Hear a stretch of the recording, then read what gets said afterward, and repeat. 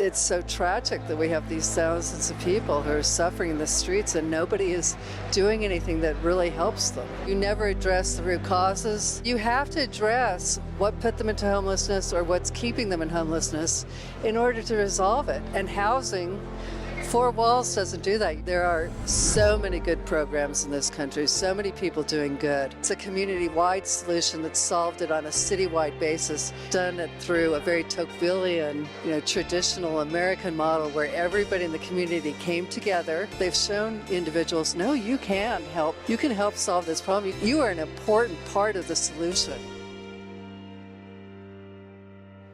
The Independent Institute, one of the country's top think tanks, has produced an eye-opening documentary on the homelessness situation in San Francisco. We all know about it. The documentary is called Beyond Homelessness, Finding Hope. The Independent Institute's chairman, Mary Theroux, she hosted the documentary. Mary, thank you so much for joining us at FreedomFest. Thank you for having me. So Mary, why is homelessness on the rise in San Francisco while it seems to be falling elsewhere in America? It was falling nationally, but actually now it's rising. It came out of a federal policy shift that started under the W. Bush administration and really took hold under Obama, where HUD shifted its funding from shelters and transitional programming to what's called permanent supportive housing or housing first. The problem with that is it's very expensive and it takes a long time to build that housing, and they made the streets the waiting room in the meantime. The other problem with it is that housing first implies that something is going to be second, that there's going to be services second. Permanent supportive housing implies that you're going to provide support for the people in the housing. And all of the resources get consumed by the costs and the time of building the housing, and the services are not provided. So you never address the root causes that put someone into homelessness in the first place. They're not prepared to live independently, even if you do have a permanent supportive home for them. And oftentimes they'll just go back to the street because they're not able to live independently in isolation, or they'll die in the housing because of addiction or mental illness or so on. So it's a very bad solution, and we have to reverse it. So we often hear that the solution to homelessness is just building more houses. This isn't the case from your research. Right, and the terminology, homelessness, we didn't used to call people on the streets homeless. If they're homeless, they need a home to solve their problem, right? Except that's not the case. There are reasons that people become homeless. It can be childhood trauma is very often the cause of it. Unaddressed childhood trauma also feeds mental illness. Economic downturns certainly contribute to it. Very expensive housing contributes to it. Addiction, mental illness broadly contributes to it. The problem is then once someone becomes homeless, even if substance abuse wasn't part of what put them into homelessness, life on the streets is not pleasant. And within a week, statistics show of becoming homeless, most people will try a substance to try to help deaden the pain of being on the street. And so within a few weeks, they'll be addicted. So you have to address what put them into homelessness or what's keeping them in homelessness in order to resolve it. And housing, four walls doesn't do that. You're just taking a homeless person, putting them inside, so they remain culturally homeless, and you're not helping them. So again, other people may say, we don't have a homelessness problem, we have a drug problem. But from what you're saying, some people do end up on the street even before they're on drugs, and then they develop the drug problem while they're on the street. There are really so many reasons people become homeless. Drugs is certainly one of the reasons. Again, trauma, mental illness, economic downturns are others. But yes, once people are in the street, then it very much becomes a drug problem, especially with the scenes we have in our streets right now where cheap drugs are so plentiful and so powerful that it puts people into addiction very quickly, and it's very hard to recover from that. Now you mentioned HUD and some federal policies, but why is San Francisco so infamous? There are several reasons. So San Francisco, the state of California and the city of San Francisco all very much embrace this housing first philosophy. And in conjunction with that, something called harm reduction, which is you reduce the harm of using drugs. In practice, it means giving out needles, giving out information on how to use drugs safely, instead of understanding that people are slaves to the drugs. So they think it's a civil right to choose to use drugs. The problem is if you're mentally ill or you're addicted, you're not making a choice any longer. And we really need to be providing people with the resources to escape that slavery and achieve their full potentials as human beings. And that takes recovery services, it takes workforce training, it takes life skills, it takes individualized nurturing care for the whole person. Even at the FreedomFest, there's debate over whether drugs should be legalized or made illegal. From your experiences making the documentary, what would you support? Prohibition doesn't work. We know that from long experience, so I don't advocate prohibition. We need education. We need the kind of effective education campaign that made all of us who used to smoke cigarettes pariahs. So we had to give it up, right? We think marijuana's gotten a reputation of being, oh, it's just marijuana, it's fine. It isn't fine. Today's marijuana is incredibly powerful, and young people have no business using it whatsoever. It's causing psychosis among the young, it's driving violence among the young, and certainly street-level drugs like fentanyl, which are very cheap and 40 times as powerful as heroin, are very dangerous. You can't get rid of them through making them illegal. However, you also don't have to have your public sidewalks become open-air drug markets, right? And turn over the commons that we're all supposed to be enjoying to drug dealers and their customers. So we have to maintain or return our streets to civil order and deal with drug use through education and treatment and helping people understand that it's not a good choice, and if you're addicted, there's a way to not become addicted. Where are we failing on the education front? Drugs have a cachet, and they're readily available, and people think that it's because marijuana is largely legal. A lot of places it's become assumed that marijuana is fine, it doesn't hurt you. That's not true. Fentanyl is widely available again, as are all the opioids, and we've had this problem with overdosing, over-medicating people for every little thing. There have been some very effective private education efforts. Tom Siebel, who was a early Silicon Valley success story, did a very wonderful campaign showing young people who have been destroyed by meth and essentially showing kids, this is what happens when you use meth. We need more of that, where young people are seeing, hey, drugs aren't cool. They're not a great way to blot out the meaninglessness of life. They're not a good escape. They're going to destroy my life. Concurrent with that, we have to be letting kids know that there's purpose to life.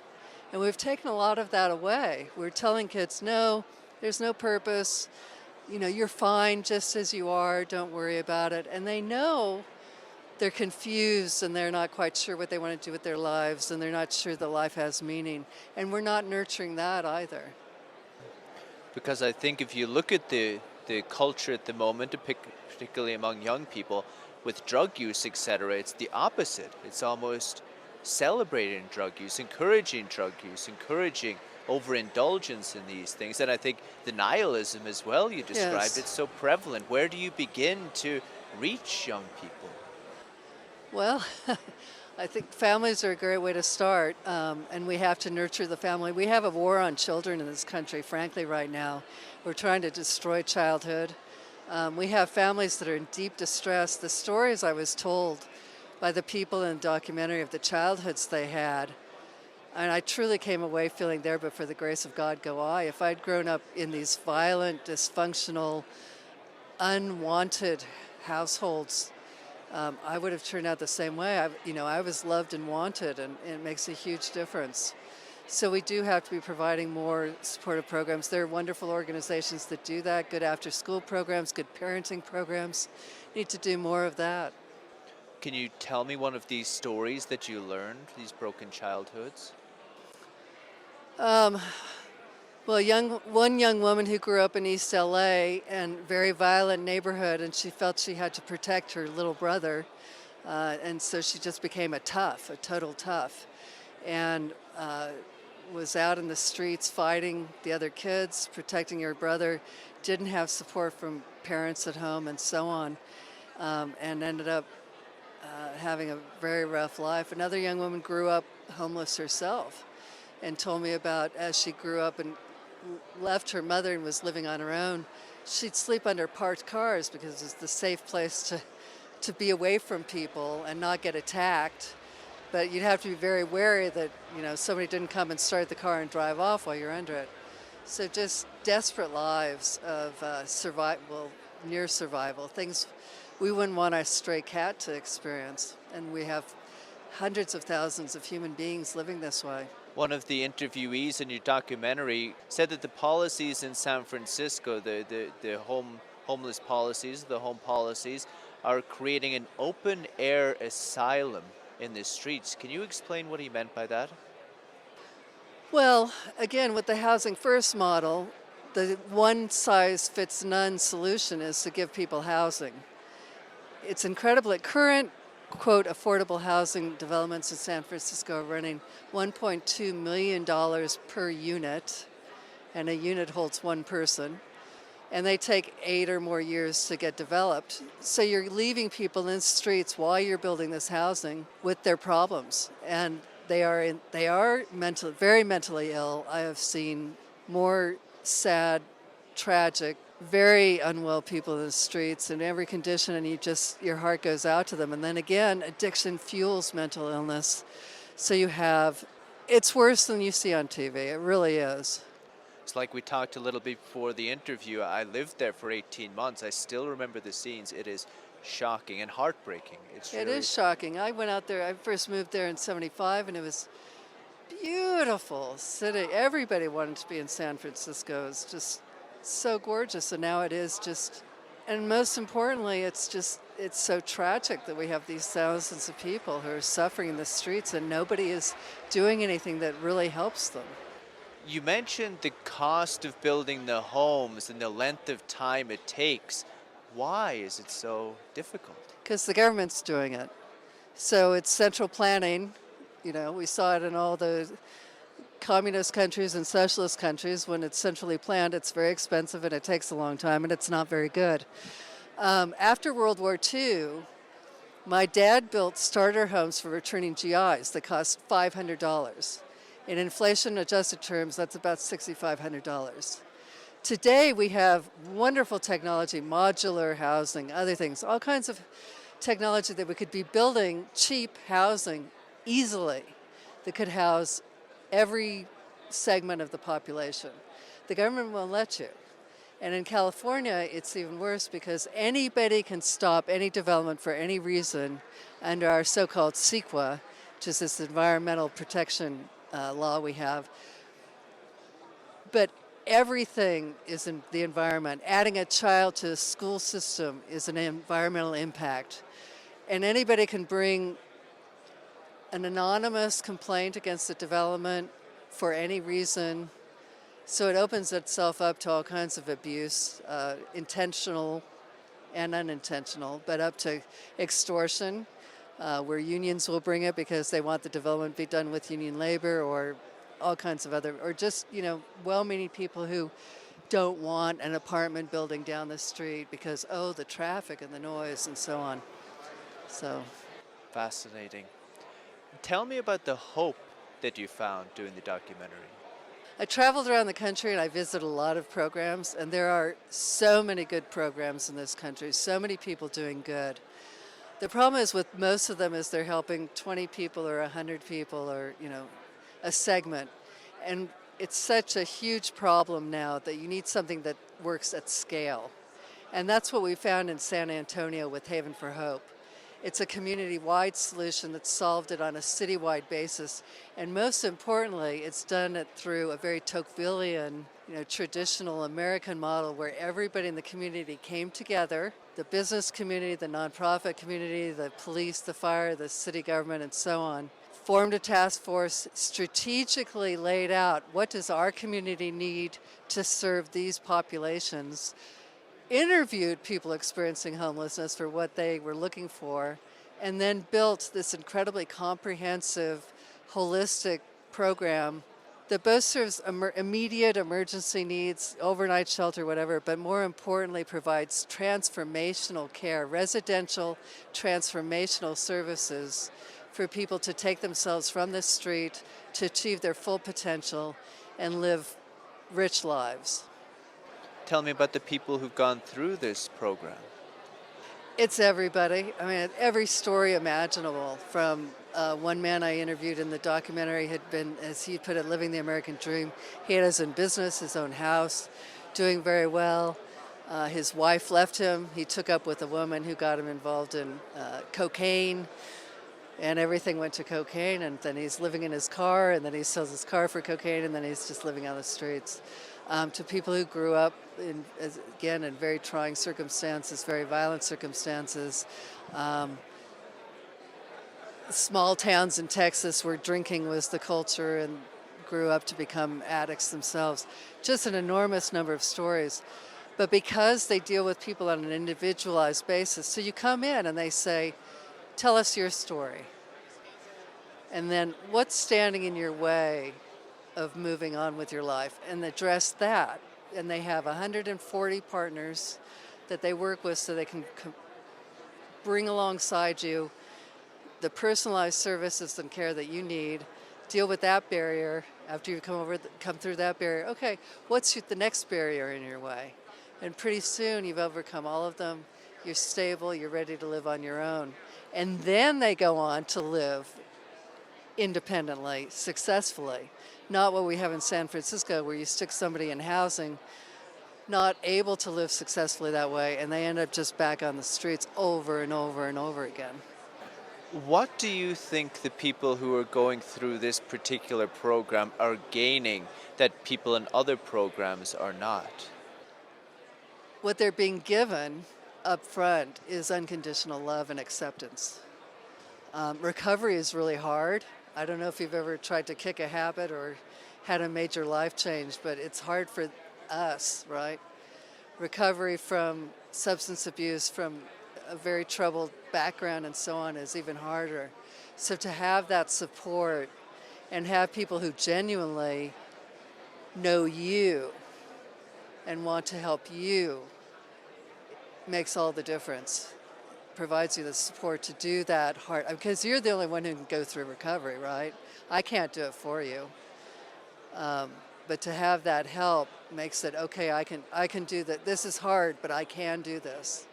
And a lot of the people who, very successful part of Haven is, a lot of them are peers, are former addicts, are formerly homeless. So they can very much empathize. So when somebody's saying, oh man, I've got this rough life, you can't expect me to get better, and they can say, oh yeah? Well, let me tell you my story, and I did. So it's very powerful way of helping people out.